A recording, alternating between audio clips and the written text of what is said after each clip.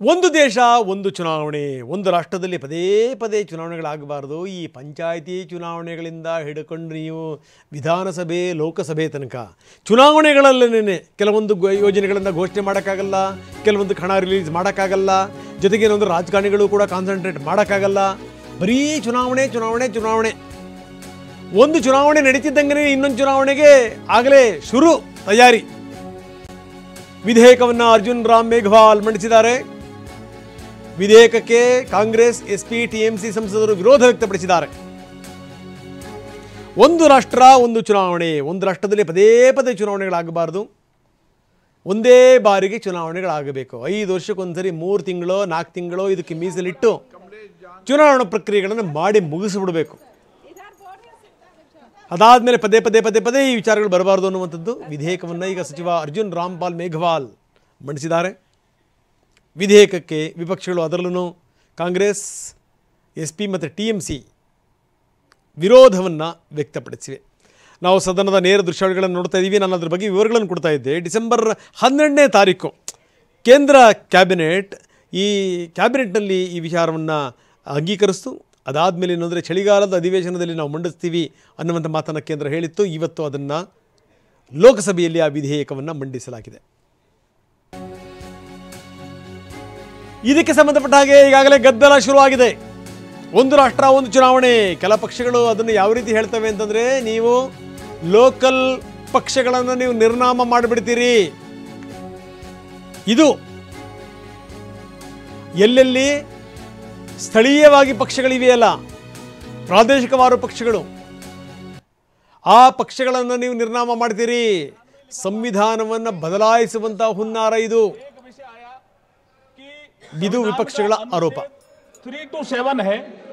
ये सदन को विधानमंडलों के चुनाव के संबंध में प्रावधान करने का जो अधिकार देता है, उसके बारे में आप क्या कहना चाहते हो? तो मैं ये कहना चाह रहा हूं कि संविधान का अनुच्छेद 327 संसद को पार्लियामेंट को अधिकार देता है, विधानमंडलों के चुनाव के संबंध में प्रावधान करने का अधिकार देता है। इसमें कहा गया है कि संविधान के प्रावधानों के अधीन संसद समय समय पर कानून द्वारा संसद के किसी भी सदन या विधानमंडल के किसी भी सदन के चुनाव से संबंधित सभी मामलों के संबंध में प्रावधान कर सकती है।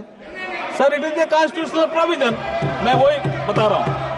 किसी राज्य की मतदाता सूची की तैयारी, निर्वाचन क्षेत्रों का परिसीमन और ऐसे सदन या सदनों के उचित गठन को सुनिश्चित करने के लिए आवश्यक अन्य सभी मामले इसमें शामिल हैं।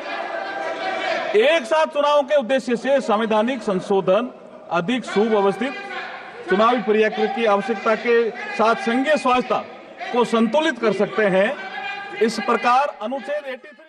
ಬನ್ನಿ, ನಮ್ಮ ಪ್ರತಿನಿಧಿ ಹರೀಶ್ ದೆಹಲಿಯಿಂದ ನಮ್ಮೊಂದಿಗೆ ನೇರ ಸಂಪರ್ಕದಲ್ಲಿದ್ದಾರೆ. ಹರೀಶ್, ಭಾಳ ಗಮನಿಸಬೇಕಾದಂಥ ಸಂಗತಿ ನೋಡಿ, ಒಂದು ದೇಶದಲ್ಲಿ ಒಂದೇ ಬಾರಿ ಚುನಾವಣೆ ಆಗಬೇಕು ಅನ್ನುವಂಥದ್ದು ಕೇಂದ್ರದ ಇರಾದೆ. ನಿಮಗೆ ಗೊತ್ತಿದೆ, ಒಂದು ಚುನಾವಣೆ ಮುಗಿತಿದ್ದಂಗೆ ಹರೀಶ್ ಇನ್ನೊಂದು ಚುನಾವಣೆಗೆ ಸಿದ್ಧತೆಗಳಾಗ್ತಾ ಇರ್ತವೆ.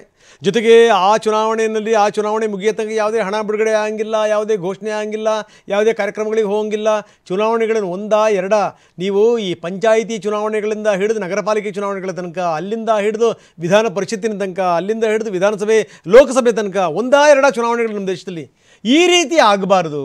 ಒಂದು 5 ವರ್ಷಕ್ಕೆ ಒಮ್ಮೆ ಇಂತಿಷ್ಟು ದಿವಸ ಅಂತ ಚುನಾವಣೆಗೆ ಇಟ್ಬಿಡಬೇಕು. ಆ ಸಂದರ್ಭದಲ್ಲಿ ವಿಧಾನಸಭೆ ಲೋಕಸಭೆ ಎರಡಕ್ಕೂ ಕೂಡ ಒಟ್ಟಿಗೆ ಚುನಾವಣೆ ಆಗಬೇಕು.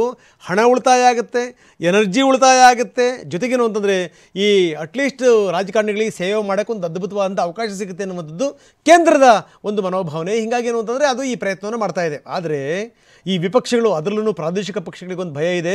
ಎಲ್ಲಿ ವಿಧಾನಸಭೆ ಮತ್ತು ಲೋಕಸಭೆ ಚುನಾವಣೆ ಒಟ್ಟೊಟ್ಟಿಗೆ ಆಯಿತು ಅಂತಂದರೆ ನಮ್ಮನ್ನು ನಿರ್ನಾಮ ಮಾಡಿಬಿಡ್ತಾರೆ ಅನ್ನುವಂಥ ಭಯ, ಭೀತಿ ಮತ್ತು ಆತಂಕ. ಇದಕ್ಕೋಸ್ಕರ ಈಗ ಹಂಗಾಮ ನಡೀತಾ ಇದೆ. ಏನು ನಡೀತಾ ಇದೆ ಹರೀಶ್?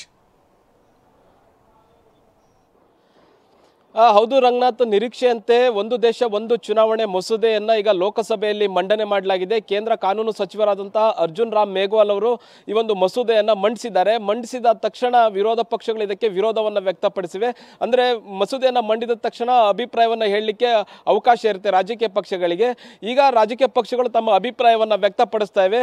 ಈಗ ಕಾಂಗ್ರೆಸ್ ಮೊದಲಿಗೆ ಮಾತನಾಡ್ತು. ಕಾಂಗ್ರೆಸ್ನ ಮನೋಜ್ ತಿವಾರಿ ಅವರು ಮೊದಲಿಗೆ ಮಾತನಾಡಿ ಇದು ಪ್ರಜಾಪ್ರಭುತ್ವಕ್ಕೆ ವಿರೋಧವಾದಂತಹ ಒಂದು ಮಸೂದೆ, ಇದನ್ನ ಯಾವುದೇ ಕಾರಣಕ್ಕೂ ಇದನ್ನು ಜಾರಿ ಆಗಬಾರ್ದು ಅಥವಾ ಈ ಮಸೂದೆಯನ್ನ ಮಂಡನೆ ಆಗಲೇಬಾರ್ದು, ಇದನ್ನ ವಾಪಸ್ ತೆಗೆದುಕೊಳ್ಬೇಕು ಅಥವಾ JPCಗೆ ಕೊಡಬೇಕು ಅನ್ನುವಂತಹ ನಿಟ್ಟಿನಲ್ಲಿ ಅಭಿಪ್ರಾಯವನ್ನು ಹೇಳಿದ್ದಾರೆ. ಮುಖ್ಯವಾಗಿ ಭಾರತದ ಪ್ರಜಾಪ್ರಭುತ್ವ ವ್ಯವಸ್ಥೆಯನ್ನೇ ಬುಡಮೇಲು ಮಾಡುವಂತಹ ಮಸೂದೆ ಇದು. ಮತ್ತೆ ರಾಜ್ಯಗಳ ಸ್ವಾಯತ್ತತೆಯನ್ನು ಕಿತ್ಕೊಂಡಂಗಾಗುತ್ತೆ. ಮತ್ತೆ ಯಾವುದೇ ಒಂದು ಲೋಕಸಭೆ ಚುನಾವಣೆ ನಡೀತು ಅಥವಾ ಲೋಕಸಭೆ ಒಂದು ಕೇಂದ್ರ ಸರ್ಕಾರ ಬಿದ್ದೋಯ್ತು ಅಂದ್ರೆ ಉಳಿದ ರಾಜ್ಯ ಸರ್ಕಾರಗಳ ಚುನಾವಣೆಯನ್ನು ಒಟ್ಟಿಗೆ ಮಾಡ್ತೀರಾ. ಮತ್ತೆ ರಾಜ್ಯ ಸರ್ಕಾರಗಳ ಅಧಿಕಾರವನ್ನು ನೀವು ಯಾಕೆ ಕಿತ್ಕೊಳ್ತೀರಿ? ರಾಜ್ಯಗಳ ಅಧಿಕಾರವನ್ನು ಯಾಕೆ ಕಿತ್ಕೊಳ್ತೀರಿ? ಕೇಂದ್ರ ಸರ್ಕಾರಕ್ಕೆ ಎಷ್ಟಿನ ಒಂದು ಅಧಿಕಾರ ಇದೆ, ರಾಜ್ಯ ಸರ್ಕಾರಗಳಿಗೂ ಕೂಡ ಅಷ್ಟೇ ರೀತಿಯಾದ ಅಧಿಕಾರ ಇದೆ. ರಾಜ್ಯ ಸರ್ಕಾರಗಳ ಅಧಿಕಾರವನ್ನು ನೀವು ಯಾಕೆ ಮೊಟಕುಗೊಳಿಸ್ತೀರಿ ಅನ್ನುವಂಥ ಪ್ರಶ್ನೆನ ಮಾಡಿದ್ರು. ಇದಕ್ಕೆ ಧ್ವನಿಗೂಡಿಸಿದಂಥ ಸಮಾಜವಾದಿ ಪಕ್ಷ ಕೂಡ ಹೇಳುತ್ತೆ, ನೀವು ಚುನಾವಣಾ ಆಯೋಗಕ್ಕೆ ಇಡೀ ವ್ಯವಸ್ಥೆಯನ್ನು ನೀವು ಕೊಡ್ತಾ ಇದ್ದೀರಿ, ನೀವು ಇವತ್ತು ಅಧಿಕಾರದಲ್ಲಿ ನೀವಿರ್ಬೋದು, ನಾಳೆ ಕೂಡ ನೀವೇ ಅಧಿಕಾರದಲ್ಲಿ ಇರ್ತೀರಿ ಅನ್ನುವಂಥ ನಿಟ್ಟಿನಲ್ಲಿ ಯಾವುದೇ ಕಾರಣಕ್ಕೂ ಹೇಳಾಗಿಲ್ಲ. ಅದು ನಿಮಗೂ ಕೂಡ ಮುಳುವಾಗುತ್ತೆ. ಈ ಒಂದು ದೇಶ ಒಂದು ಚುನಾವಣೆ ಅನ್ನುವಂತಹ ಪ್ರಜಾಪ್ರಭುತ್ವ ವಿರೋಧಿ ಮಸೂದೆಯನ್ನು ವಾಪಸ್ ತೆಗೆದುಕೊಳ್ಬೇಕು ಅನ್ನುವಂಥ ನಿಟ್ಟಿನಲ್ಲಿ ಸಮಾಜವಾದಿ ಕೂಡ ವಾದವನ್ನ ಮಾಡುತ್ತೆ. ಜೊತೆಗೆ TMC ಕೂಡ ಕಲ್ಯಾಣ್ ಬ್ಯಾನರ್ಜಿ ಅವರು ಕೂಡ ಇದೇ ವಾದವನ್ನ ಮಾಡ್ತಾರೆ. ನೇರವಾಗಿ ಒಬ್ಬ ವ್ಯಕ್ತಿಗಾಗಿ ಈ ಒಂದು ಮಸೂದೆಯನ್ನು ನೀವು ತರ್ತಾ ಇದ್ದೀರಿ, ಇದು ಪ್ರಜಾಪ್ರಭುತ್ವ ವ್ಯವಸ್ಥೆಯನ್ನೇ ಬುಡಮೇಲು ಮಾಡುತ್ತೆ, ಭಾರತದ ಒಕ್ಕೂಟ ವ್ಯವಸ್ಥೆಗೆ ಇದು ಮಾರಕ ಆಗಿದೆ ಅನ್ನುವಂಥ ನಿಟ್ಟಿನಲ್ಲಿ ಅವರು ಕೂಡ ವಾದ ಮಾಡ್ತಾರೆ. ಜೊತೆಗೆ ಇಲ್ಲಿ ಒಂದು ಮುಖ್ಯವಾದ ಅಂಶ ಅಂದ್ರೆ ಒಂದು ಸಣ್ಣ ಪಕ್ಷ ಆದಂತಹ ಪ್ರಾದೇಶಿಕ ಪಕ್ಷ ಅಂತ TDP ಇದನ್ನು ಸಪೋರ್ಟ್ ಮಾಡುತ್ತೆ. ಈ ಒಂದು ಮಸೂದೆ ಜಾರಿ ಆಗಲೇಬೇಕು, ಇದು ಕಾನೂನಾಗಿ ಬದಲಾಗಬೇಕಾಗಿದೆ, ಇದಕ್ಕೆ ಸಂಪೂರ್ಣವಾಗಿ TDP ನಾವು ಬೆಂಬಲವನ್ನು ವ್ಯಕ್ತಪಡಿಸ್ತೀವಿ ಅನ್ನುವಂತಹ ನಿಟ್ಟಿನಲ್ಲಿ ತೆಲುಗುದೇಶಂ ಪಕ್ಷದ ಸಂಸದರು ಅಭಿಪ್ರಾಯವನ್ನು ವ್ಯಕ್ತಪಡಿಸ್ತಾರೆ.